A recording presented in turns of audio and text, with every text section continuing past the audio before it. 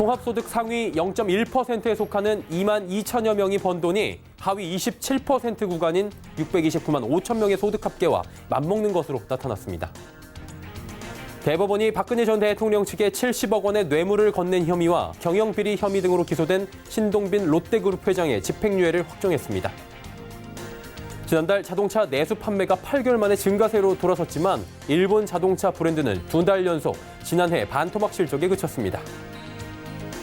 상한제 도입이 예고됐던 8월부터 서울에서 분양한 청약단지 10곳이 모두 수십 대 1의 청약 경쟁률을 기록하고 있는 것으로 나타났습니다. 센 뉴스 플러스 시작합니다.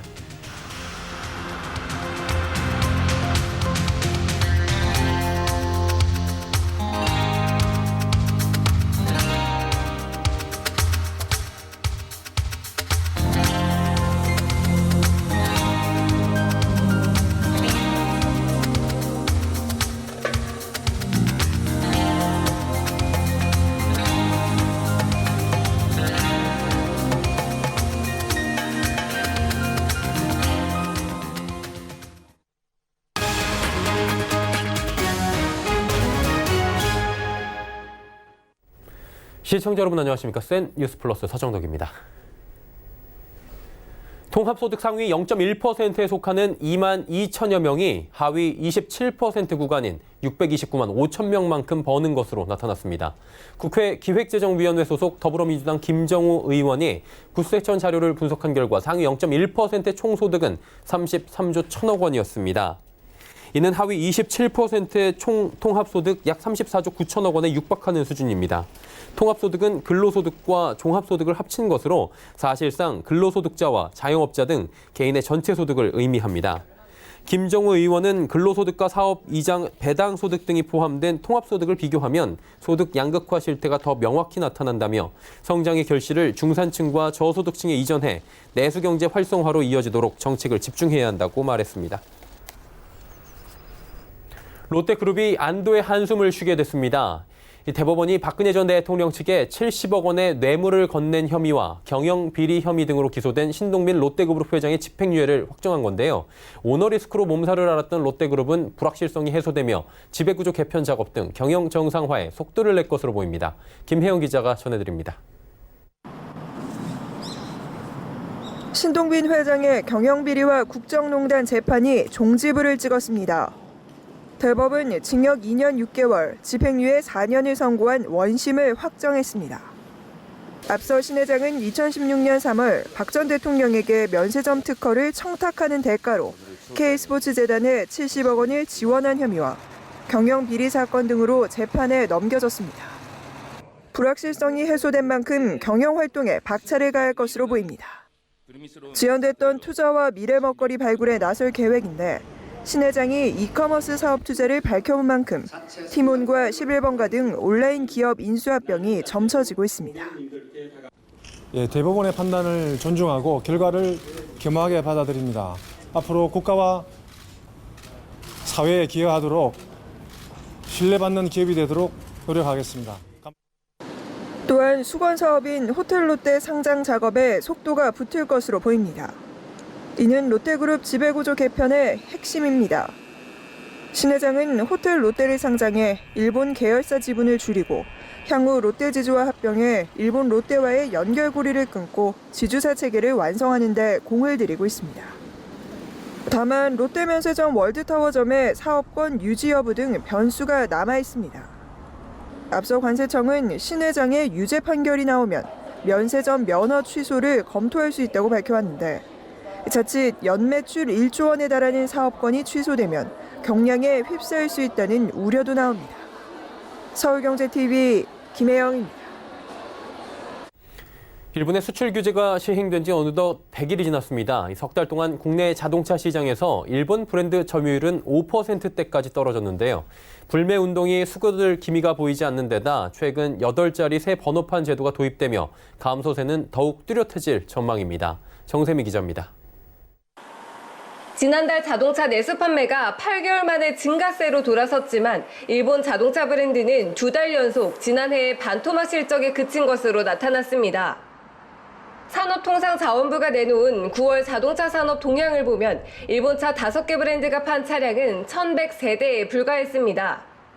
지난해 같은 달과 비교했을 때 약 60% 급감한 겁니다. 특히 수출 규제가 시행되기 직전 달인 지난 6월 판매량은 약 3,900대로 국내 시장에서 20%의 점유율을 기록했지만 규제가 시작된 7월에는 판매량이 한 달 만에 1,000대 이상 감소했습니다. 이후 판매량은 꾸준히 줄어 8월에는 약 1,300대까지 내려앉았습니다. 브랜드별로는 혼다의 감소율이 82.2%로 가장 컸습니다. 이어 인피니티 69.2%, 닛산 68%, 토요타 61.9%, 렉서스 49.8%로 나타났습니다. 더욱이 지난달부터 도입된 8자리 번호판 제도가 불매운동 중 차량을 구매했다는 일종의 낙인 효과를 불러와 구매를 꺼리는 소비자들이 더욱 많아질 것이라는 관측도 나옵니다. 번호판이 8자리가 되면서 실질적으로 8자리를 붙이는 일본차 같은 데는 바로 구입했다라는 뜻이기 때문에 당분간 이러한 일본차의 감소 효과는 더 커질 것이고 또 지속될 것이다 이렇게 예상을 하고 있습니다. 일각에서는 판매량이 월 1,000대 이하로 떨어질 가능성도 제기됐습니다.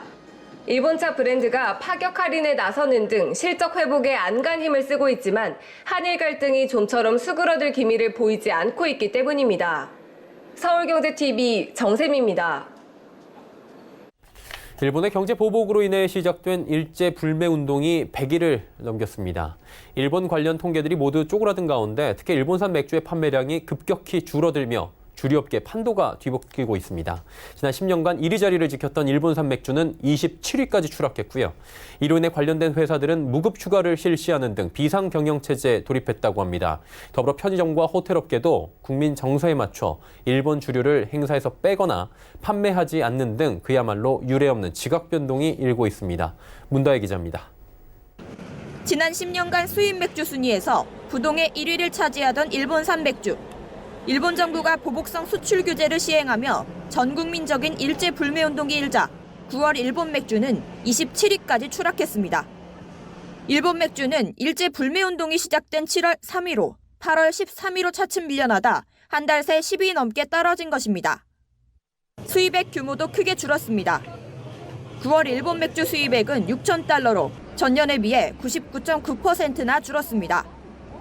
이로 인해 일본 맥주와 관련된 비즈니스들도 영향을 받고 있습니다. 편의점들은 수입 맥주 할인 행사에서 일본 맥주를 제외했고 이자카야와 특급 호텔들도 일본 주류를 아예 빼버렸습니다. 일본 맥주를 수입 유통하는 기업들은 비상입니다. 삿포로와 에비스 등을 수입하는 MG 베버리지는 8월부터 전 직원을 대상으로 주 1일 무급 휴가를 실시하고 있습니다. 연봉이 약 20%가 줄어든 셈입니다. 일본 기업으로 낙인이 찍힌 롯데 주류 계열사 롯데주류도 울상입니다. 클라우드와 피츠를 만드는 롯데주류 충주 1, 2 공장 가동률은 10%에서 20% 선으로 추락했고 롯데주류의 2분기 맥주 시장 점유율은 전분기보다 0.9%포인트나 줄었습니다. 주류업계는 일본 제품 불매 운동이 이례적으로 업계 판도를 크게 뒤흔들고 있다는 반응입니다. 더불어 한일 관계가 개선돼 불매 운동이 완화되더라도 일본 맥주가 예전의 명성을 찾기는 힘들 것이라 전망했습니다. 맥주의 경우 대체지가 많은 저관유 상품으로 소비자들이 일본 맥주 대신 국산 맥주나 유럽 맥주 등 다른 수입 맥주를 선택하고 있습니다. 불매 운동이 완화되더라도 판매가 예전같이 크게 회복되지 않을 것으로 보여집니다. 서울경제TV 문다입니다.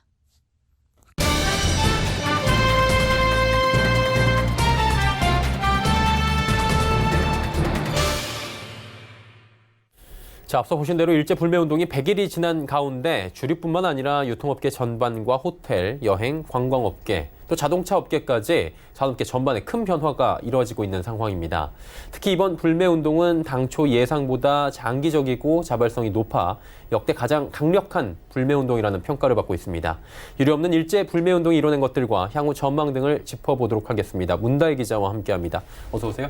안녕하세요. 네, 처음에는 일본 측에서 오래 못 갈 것이다 이런 얘기들이 있는데 지금 100일이 지난 시점에도 전혀 꺾임이 없는 상황이고 가장 강력하다라는 얘기들이 나오고 있는 상황입니다.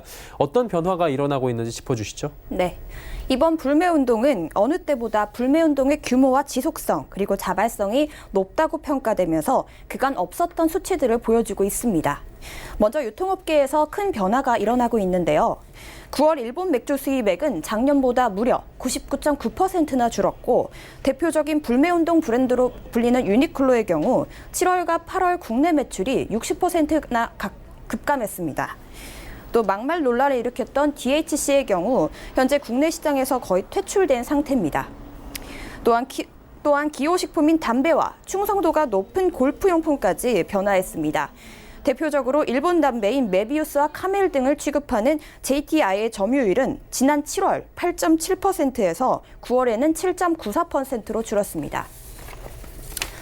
자동차 업계도 큰 변화를 맞았습니다. 3달 동안 국내 자동차 시장에서 일본 브랜드 점유율은 5%대까지 떨어졌는데요. 여기에 지난달부터 8자리 번호판 제도가 도입되면서 불매운동 중 차량을 구입했다는 낙인 효과 때문에 계속 줄어들 것이란 전망입니다. 네, 상황이 지금 계속적으로 이어지고 있는 진행형 상황인 거고요. 그러다 보니까 대표적 타깃이었던 유니클로가 입장을 좀 바꿨다고 하더라고요. 네. 불매운동의 여파가 적지 않자 불매운동 초기에 불매운동은 오래가지 못할 것이라고 폄하했던 유니클로가 최근 입장을 바꿨습니다. 유니클로 창업자 야나이 다다시 패스트 리테일링 회장은 한국과 싸우려 드는 것은 이상한 일이다. 본래 냉정했던 일본인들이 신경질적으로 바뀌고 있다고 말했고 한국인이 일본에 반대하는 것도 이해가 된다. 지금 일본은 최악이라고 평가했습니다. 또 매출이 급감하자 유니클로는 상품을 반값에 판매하는 등 대대적인 할인 행사에 돌입하며 회복을 위해 안간힘을 쓰고 있습니다. 이 덕에 최근 매출은 소폭 오른 것으로 알려져 있습니다. 그렇지만 아직까지 한국 사업에 대한 전략을 변경하겠다는 입장은 아닌 것으로 알려졌습니다. 네, 유니클로 비롯해서 유통업계 또 자동차업계뿐만 아니라 여행을 안 가니까 여행업계도 큰 타격이 있을 것 같은데 업계에서는 어떻게 보고 있습니까? 네, 현재로선 방법이 없다는 게 여행업계의 중론입니다. 일본 정부 관광국에 따르면 지난달 일본을 찾은 한국인 수는 전년에 비해 무려 58%나 줄며 2달 연속 반토막이 났습니다. 일본 여행을 가지 않으니 홈쇼핑에서도 일본 여행 상품은 종적을 감췄고 일본 노선도 줄었습니다. 항공업계에 따르면 현재 국적 항공사 8곳이 공급을 줄인 일본 노선은 80개에 육박합니다. 앞으로도 상황은 좋지 않습니다. 항공사들이 수요 감소를 반영해서 동계 시즌에도 공급 축소 기조를 이어가거나 추가로 더 축소하는 것을 검토하고 있기 때문입니다. 네, 여행까지도 싹 바꿔놓고 있는 상황인데 이 밖에도 불매운동이 바꿔놓은 것들이 어떤 것들이 있는지 짚어주시죠. 네, 일제 불매운동은 식당과 호텔 업계 그리고 맥주 가격까지 바꿔놨습니다. 이자카야와 특급 호텔들은 사케를 판매하지 않겠다며 한국술로 대체하거나 아예 일본술을 빼버렸고 여행업계 2위 모두투어는 1년에 한 번 개최하는 여행 박람회에서 매년 큰 비중을 차지하던 일본관을 통째로 없앴습니다. 또 오비맥주는 대표 브랜드 카스 전 제품의 출고가를 4.7%나 인하했는데 이를 두고 업계에서는 일본 맥주 대신 소비자들이 국산 맥주를 찾는 것이 늘어나자 더욱 힘을 실기 위한 조치라고 해석했습니다. 네, 유의미한 일제운동이 지금 장기화되고 있다고 하는데 이영애 인천대 소비자학과 교수가 이야기를 했다고 합니다. 함께 들어보시죠. 이런 부분들이 되게 가치가 있다, 가치 소비다, 이런 인식들도 확산이 되는 거고 그게 이제 유의미하다라고 하는 의미를 부여하는 소비계층도 늘어났고 그러다 보니까 이제 그 안에서 확대 생산되는데 되게 크게 기여를 한 측면들이 있었던 것 같아요. 자, 그렇다면 전망은 어떨지도 궁금한데 이 부분은 호사카 유지 교수가 수고해 주셨습니다.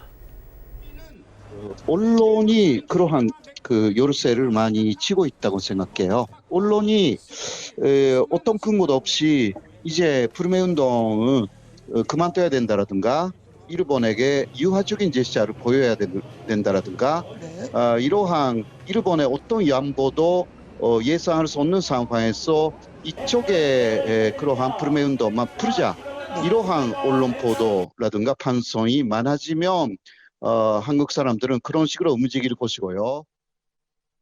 예, 호사카 유지 교수의 전망까지 들어봤습니다. 그리고 문나혜 기자와 함께 일본 불매운동 100일에 대해서 다뤄봤습니다. 고맙습니다. 감사합니다.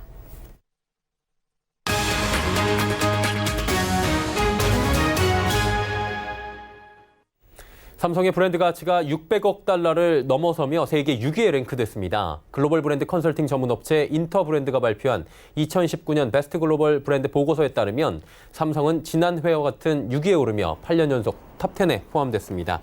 삼성의 올해 브랜드 가치는 약 611억 달러로 지난해보다 2% 늘며 사상 최고치를 기록했습니다. 특히 아시아 국가의 브랜드 가운데 일본 토요타를 제치고 선두를 차지했습니다. 한편 브랜드 가치 1위는 애플이 차지했고 국내 브랜드 중 현대차와 기아차도 글로벌 100위 안에 나란히 이름을 올렸습니다. 민간 택지 분양가 상한제 시행 예고에 수요자들이 앞다퉈 청약에 나서는 모습입니다. 상한제 도입이 예고됐던 8월부터 이 서울에서 분양한 청약단지 10곳이 모두 수백 대 혹은 수십 대 1의 청약 경쟁률을 기록하고 있는데요. 공급이 줄어들 것이란 보도가 쏟아지자 서둘러 분양시장에 뛰어들고 있기 때문입니다. 전문가들은 당장 청약에 뛰어들기보단 느긋하게 청약 가점을 쌓으며 상한제 이후 싼 분양 물량을 잡으라고 조언합니다. 정창신 기자입니다. 이수 프로지오 203대1, 레미안 라클래시 115대1, 마곡 센트레빌 102대1. 민간 택지 분양가 상한제 도입이 예고됐던 8월 이후 최근까지 분양한 단지들의 청약 경쟁률입니다. 금융결제원 아파트 투유에 따르면 8월 이후 서울에서 분양한 단지 10곳 모두 두 자릿수가 넘는 경쟁률을 기록한 것으로 나타났습니다. 상한제로 공급이 줄어들 거란 우려에 너도 나도 청약 시장에 뛰어들자 과열 양상을 보이고 있는 겁니다.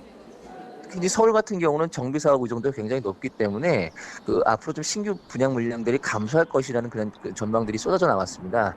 따라서 지금 새 아파트를 미리 분양받으려는 그 청약자들로 인해서 청약 경쟁률이 좀 치열하게 나타나고 있습니다. 전문가들은 당장 높은 청약 경쟁률에 현혹돼 무리한 청약에 나서기보단 청약 가점을 쌓으라고 조언합니다. 시간을 느긋하게 갖고 그냥 청약 가점을 높여 분양받는 수밖에 없다. 업계에선 분양가 상한제 시행 이후 실제 공급이 줄 것인지 의견이 갈리지만 분양가가 낮아지는 만큼 당첨되면 지금보다 이득일 거란 분석입니다. 서울경제TV 정창신입니다. 세계적인 명반이죠. 키스 자렛의 마이송, 팻 메스니의 Are You Going With Me는 ECM 레이블에서 탄생했습니다. 독보적인 사운드와 커버 아트로 레이블 자체가 하나의 장르로 인정받는 ECM이 창립 50주년을 맞아 그 발자취를 담은 전시회를 서울에서 연다고 합니다. ECM과 현대카드가 마련한 전시회 현장에 고현정 기자가 다녀왔습니다. 독특한 감성의 앨범 커버 220장이 모여 숲을 이루고 존 케이지의 As It Is에서 영감을 받아 탄생한 드로잉 작품이 한쪽 벽면을 꽉 채웁니다. 레이블, 즉 한 음반 회사에서 제작한 음악만으로 1380시간에 달하는 플레이리스트를 채우며 끝없이 재생되는 이곳.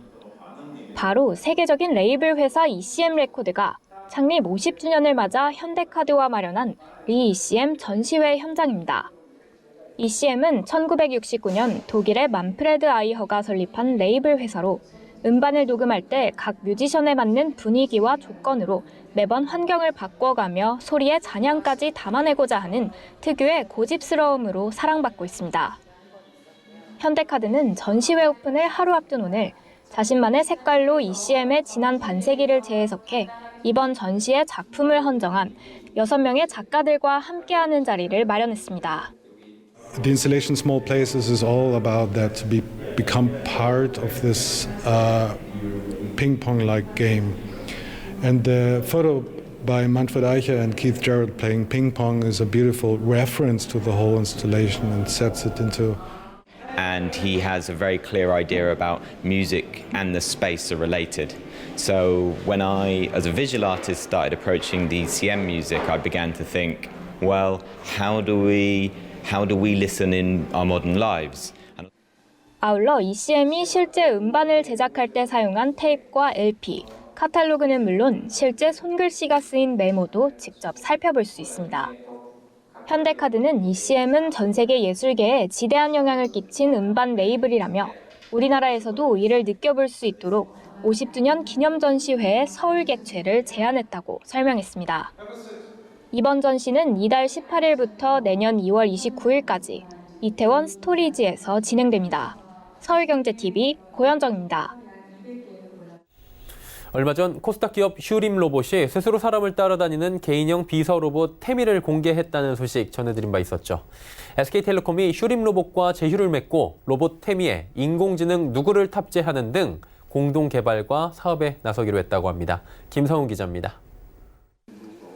로봇 전문기업 휴림로봇이 SK텔레콤과 손잡았습니다. SK텔레콤과 휴림로봇은 어제 휴림로봇의 개인형 로봇 태미와 SK텔레콤의 인공지능 브랜드 누구의 사업 제휴식을 가졌습니다. 이번 제휴에 따라 SK텔레콤은 휴림로봇의 태미에 인공지능 누구를 탑재할 수 있도록 지원하고 관련 서비스 공동 개발에 나설 방침입니다. 사실 인공지능과 가장 궁합이 맞는 건 이제 로봇인데 태미 로봇을 처음 봤을 때 이제 태미를 가지고는 한번 좀 해볼 수 있겠구나라고 하는 판단이 들었고요. 적절한 시기에 저희가 같이 콜래보레이션을 할 수 있는 파트너를 만났다라고 생각을 하고요. 휴림로봇의 개인형 인공지능 로봇 태미는 음성인식과 영상통화가 가능하며 독자적인 라이다 기술로 자율주행이 가능합니다. 안드로이드 기반으로 다양한 소프트웨어의 설치와 인공지능 플랫폼 탑재가 가능합니다. 태미를 처음 개발한 겔고렌 태미 CEO는 어제 열린 SK텔레콤의 누구 컨퍼런스의 연사로 초청돼 태미의 기능에 대해 설명하고 시연했습니다. This will be just the start. I believe that once we will finish the developments, we will start to push and to develop specific applications for specific businesses and specific customers in Korea based on Nugo technology. 지난 8일 태미 공식 출시를 기점으로 본격적인 시장 공략에 나선 휴림로봇은 올해 B2C 영업에 주력한 후 내년부터는 글로벌 B2B 시장을 두드릴 계획입니다. 서울경제TV 김성훈입니다. 일본 불매운동이 시작된 지 100일이 지났다는 소식 오늘 저희가 전해드렸죠. 일본 자동차와 여행 상품 매출 부진은 계속되고 있고요. 일본 주류는 이미 주류에서 벗어난 지 오래입니다. 얼마 못 갈 것이라고 예측했던 일본 측 적잖이 당황하고 있다는데 자 그러면서도 아베 정부는 수출 제재와 독도 영유권 주장 등 기본 입장은 여전히 고집하고 있다고 합니다. 뉴스 마칩니다. 고맙습니다.